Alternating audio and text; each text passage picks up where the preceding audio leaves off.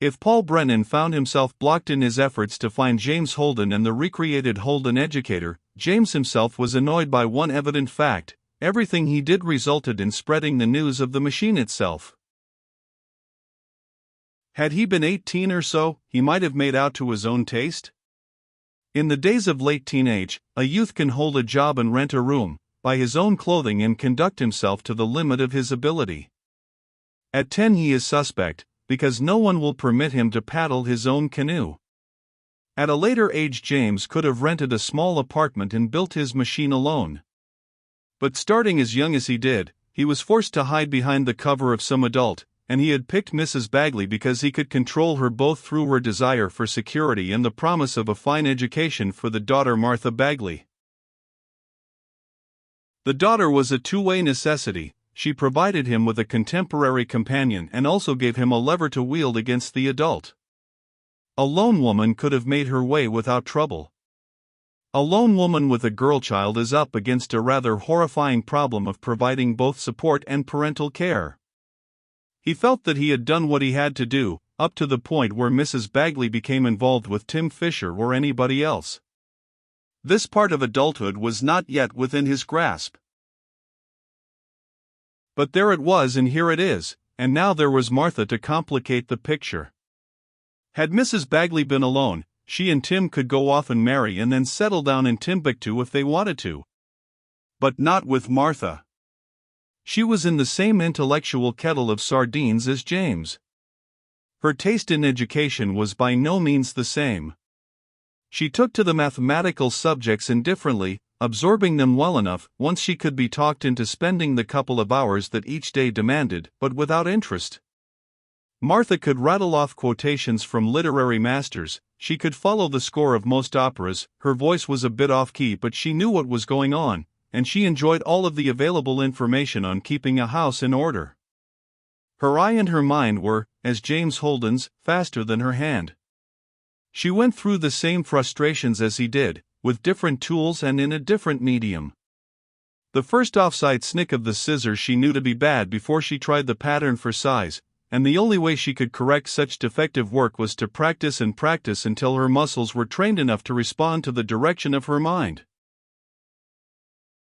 Remove her now and place her in a school, even the most advanced school, and she would undergo the unhappy treatment that James had undergone these several years ago. And yet she could not be cut loose. Martha was as much a part of this very strange life as James was. So this meant that any revision in overall policy must necessarily include the addition of Tim Fisher and not the subtraction of Mrs. Bagley and Martha. Charles Maxwell had to go. James's problem had not changed. His machine must be kept a secret as long as he could. The machine was his, James Quincy Holden's property by every known and unwritten legal right of direct, single, uncluttered inheritance. The work of his parents had been stopped by their death, but it was by no means finished with the construction of the machine. To the contrary, the real work had only begun with the completion of the first working model. And whether he turned out to be a machine-made genius, an overpowered dolt, or an introverted monster, it was still his own personal reason for being alive. He alone should reap the benefit or the sorrow, and had his parents lived they would have had their right to reap good or bad with him. Good or bad, had they lived, he would have received their protection. As it was, he had no protection whatsoever. Until he could have and hold the right to control his own property as he himself saw fit, he had to hide just as deep from the enemy who would steal it as he must hide from the friend who would administrate it as a property in escrow for his own good, since he as a minor was legally unable to walk a path both fitting and proper for his feet. So, the facts had to be concealed. Yet all he was buying was time. By careful juggling, he had already bought some. Months with Jake Caslow, a few months stolidly fighting the school, and 2 with the help of Mrs. Bagley and Martha. Then in these later months there had been more purchase time, time gained by the post-dated engagement and the procrastinated marriage, which was now running out. No matter what he did, it seemed that the result was a wider spread of knowledge about the Holden electromechanical educator. So, with misgiving and yet unaware of any way or means to circumvent the necessity without doing more overall harm, James decided that Tim Fisher must be handed another piece of the secret. A plausible piece, with as much truth as he would accept for the time being. Maybe hand Tim Fisher a bid with great gesture and he would not go prying for the whole? His chance came in mid-August. It was after dinner on an evening uncluttered with party or shower where the horde of just dropped-in friends of whom Tim Fisher had legion. Janet Bagley and Tim Fisher sat on the low divan in the living room half-facing each other. Apart, but just so far apart that they could touch with half a gesture, they were discussing the problem of domicile. They were also still quibbling mildly about the honeymoon.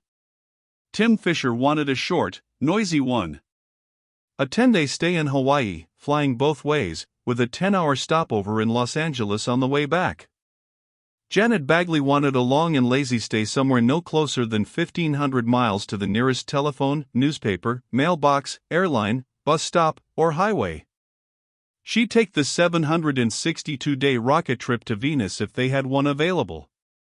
Tim was duly sympathetic to her desire to get away from her daily grind for as long a time as possible, but he also had a garage to run, and he was by no means incapable of pointing out the practical side of crass commercialism. But unlike the problem of the honeymoon, which Janet Bagley was willing to discuss on any terms for the pleasure of discussing it, the problem of domicile had been avoided to the degree of being pointed. For Janet Bagley was still torn between two loyalties. Hers was not a lone loyalty to James Holden. There had been almost a complete association with the future of her daughter in the loyalty. She realized as well as James did, that Martha must not be wrested from this life and forced to live, forever an outcast, raised mentally above the level of her age and below the physical size of her mental development. Mrs. Bagley thought only of Martha's future, she gave little or no thought on the secondary part of the problem. But James knew that once Martha was separated from the establishment, she could not long conceal her advanced information, and revealing that would reveal its source. And so, as they talked together with soft voices, James Holden decided that he could best buy time by employing logic, finance, and good common sense. He walked into the living room and sat across the coffee table from them. He said, "You'll have to live here, you know." The abrupt statement stunned them both. Tim sat bolt upright and objected, "I'll see to it that we're properly housed, young fellow." "This isn't charity," replied James. "Nor the goodness of my little heart. It's a necessity." "How so?" demanded Tim crossly. "It's my life and Janet's." "And Martha's life," added James.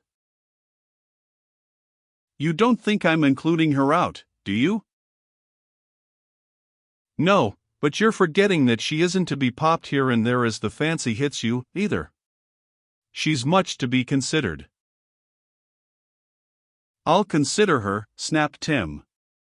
"She shall be my daughter. If she will, I'll have her use my name as well as my care and affection." "Of course you will," agreed James. The quick gesture of Mrs. Bagley's hand towards Tim, and his equally swift caress in reply were noticed but not understood by James. "But you're not thinking deeply enough about it." "All right. You tell me all about it." "Martha must stay here," said James. "Neither of you nor Martha have any idea of how stultifying it can be to be forced into school under the supervision of teachers who cannot understand, and among classmates whose grasp of any subject is no stronger than a feeble grope in the mental dawn." "Maybe so. But that's no reason why we must run our life your way." "You're wrong, Mr. Fisher. Think a moment." "Without hesitation, you will include the education of Martha Bagley along with the care and affection you mentioned a moment ago." "Of course." This means, Mr. Fisher, that Martha, approaching 10 years old, represents a responsibility of about 7 more years prior to her graduation from high school and another 4 years of college, granting that Martha is a standard, normal, healthy young lady. Am I right? Sure. Well, since you are happy and willing to take on the responsibility of 11 years of care and affection and the expense of schooling the girl, you might as well take advantage of the possibilities here and figure on 5 years or less. If we cannot give her the equal of a master's degree in 3, I'm shooting in the dark. Make it 5, and she'll have her doctor's degree, or at least its equivalent. Does that make sense? Of course it does. But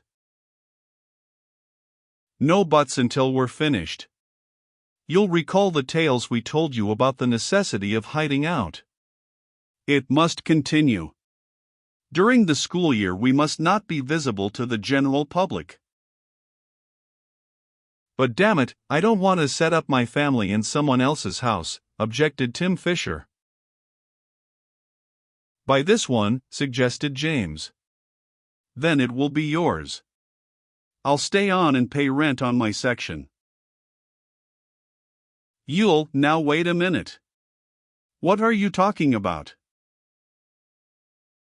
I said, I'll pay rent on my section, said James. But this guy upstairs, Tim took a long breath. Let's get this straight, he said. Now that we're on the subject, what about Mr. Charles Maxwell? I can best quote, said James with a smile, oh, what a tangled web we weave, when first we practice to deceive. That's Shakespeare. Sorry. That's Sir Walter Scott. The Lay of the Last Minstrel. Canto 6, stanza 17. The fact of the matter is that we could go on compounding this lie, but it's time to stop it. Mr. Charles Maxwell does not exist. I don't understand. Hasn't it puzzled you that this hermit-type character that never puts a foot out of the house has been out and gone on some unstated vacation or business trip for most of the spring and summer? Hadn't given it a thought, said Fisher with a fatuous look at Mrs. Bagley. She mooned back at him. For a moment they were lost in one another, giving proof to the idea that blinder than he who will not see is the fellow who has his eye on a woman. Charles Maxwell does not exist except in the minds of his happy readers, said James. He is a famous writer of boys' stories and known to a lot of people for that talent. Yet he is no more a real person than Lewis Carroll. But Lewis Carroll did exist. As Charles L. Dodgson, a mathematician famous for his work in symbolic logic. All right. Then who writes these stories? Who supports you and this house? I do. Tim blinked, looked around the room a bit wildly and then settled on Martha, looking at her helplessly. It's true, Tim, she said quietly. It's crazy but it works. I've been living with it for years. Tim considered that for a full minute. All right, he said shortly. So it works. But why does any kid have to live for himself? He eyed James. Who's responsible for you? I am. But. Got an hour? Asked James with a smile. Then listen. At the end of James Holden's long explanation, Tim Fisher said, Me? Now, I need a drink. James chuckled, alcoholic, of course, which is pi to 7 decimal places if you ever need it. Just count the letters. Over his glass, Tim eyed James thoughtfully. So if this is true, James, just who owns that fabulous machine of yours? It is mine, or ours. You gave me to believe that it was a high-priority government project, he said accusingly. Sorry. But I would lie as glibly to God himself if it became necessary to protect myself by falsehood. I'm sorry it isn't a government project, but it's just as important a secret. Anything as big as this should be the business of the government. Perhaps so. But it's mine to keep or to give, and it's mine to study. James was thoughtful for a moment. I suppose that you can argue that anything as important as this should be handed over to the authorities immediately, that a large group of men dedicated to such a study can locate its difficulties and its pitfalls and failures far swifter than a single youth of 11. Yet by the right of invention, a process protected by the Constitution of the United States and circumvented by some very odd rulings on the part of the Supreme Court, it is mine by inheritance, to reap the exclusive rewards for my family's work. Until I'm of an age when I am deemed capable of managing my own life, I'd be protected out of my rights if I handed this to anybody, including the government. They'd start a commission full of bureaucrats who'd first use the machine to study how to best expand their own little empire, perpetuate themselves in office, and then they'd rule me out on the quaint theory that education is so important that it mustn't be wasted on the young. Tim Fisher smiled wryly. He turned to Janet Bagley. How do you want it? He asked her. For Martha's sake, I want it his way, she said. All right. Then that's the way we'll have it, said Tim Fisher. He eyed James somewhat ruefully. You know, it's a funny thing. I've always thought this was a screwy setup, and to be honest, I've always thought you were a pretty bumptious kid. I guess you had a good reason. Anyway, I should have known Janet wouldn't have played along with it unless she had a reason that was really helping somebody. James saw with relief that Tim had allied himself with the cause. He was, in fact, very glad to have someone knowledgeable and level-headed in on the problem. Anyway, he really liked Tim, and was happy to have the deception out of the way. That's all right, he said awkwardly. Tim laughed. Hey, will this contraption of yours teach me how to adjust a set of tappets? No, said James quickly. It will teach you the theory of how to chop down a tree, but it can't show you how to swing an axe. Or, he went on with a smile, it will teach you how to be an efficient accountant, but you have to use your own money. In the house on Martin's Hill, everybody won. Tim Fisher objected at first to the idea of gallivanting off on a protracted honeymoon, leaving a 9-year-old daughter in the care of a 10-year-old boy. But Janet, now Mrs. Fisher, pointed out that James and Martha were both quite competent, and furthermore there was little to be said for a honeymoon encumbered with a little pitcher that had such big ears, to say nothing of a pair of extremely curious eyes and a rather loud voice. And furthermore, if we allow the woman's privilege of adding one furthermore on top of another, it had been a long, long time since Janet had enjoyed a child-free vacation. So she won. It was not Hawaii by air for a 10-day stay. It was Hawaii by ship with a 60-day sojourn in a hotel that offered both seclusion and company to the guest's immediate preference. James Holden won more time. He felt that every hour was a victory. At times he despaired because time passed so crawlingly slow. All the wealth of his education could not diminish that odd sense of the time factor that convinces all people that the length of the years diminish as age increases. Far from being a simple, amusing remark, the problem has been studied because it is universal. It is psychological, of course, and it is not hard to explain simply in terms of human experience plus the known fact that the human senses respond to the logarithm of the stimulus. With most people, time is reasonably important. We live by the clock, and we die by the clock, and before there were clocks there were candles marked in lengths and sand flowing through narrow orifices, water dripping into jars, and posts stuck in the ground with marks for the shadow to divide the day. The ancient ones related womanhood to the moon and understood that time was vital in the course of life. With James, time was more important, perhaps, than to any other human being alive. He was fighting for time, always. His was not the immature desire of uneducated youth to become adult overnight for vague reasons.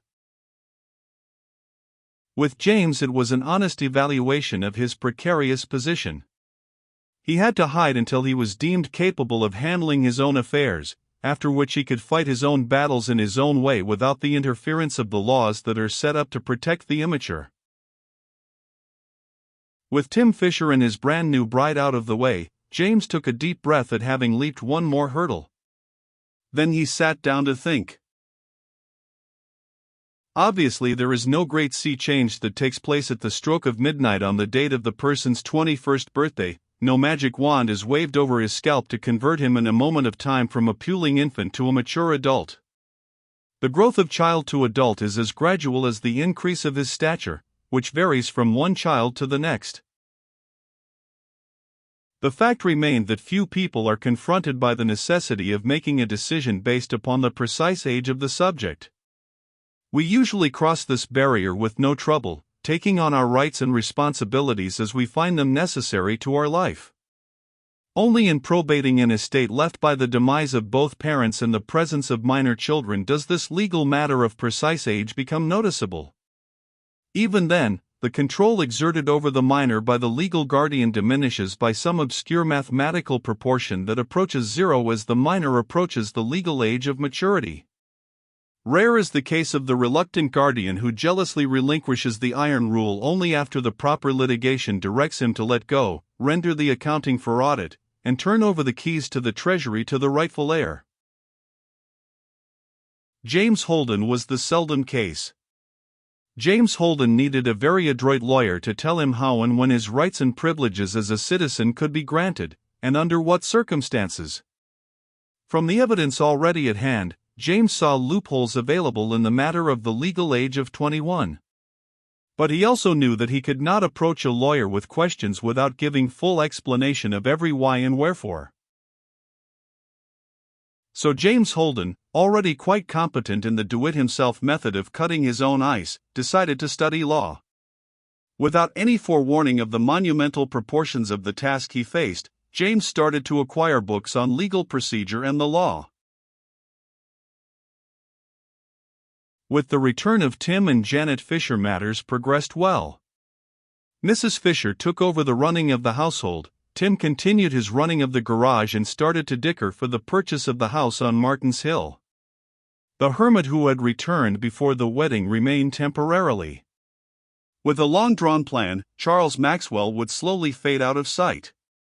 Already his absence during the summer was hinting as being a medical study. During the winter he would return to the distant hospital. Later he would leave completely cured to take up residence elsewhere. Beyond this they planned to play it by ear. James and Martha, freed from the housework routine, went deep into study. Christmas passed and spring came, and in April, James marked his 11th birthday.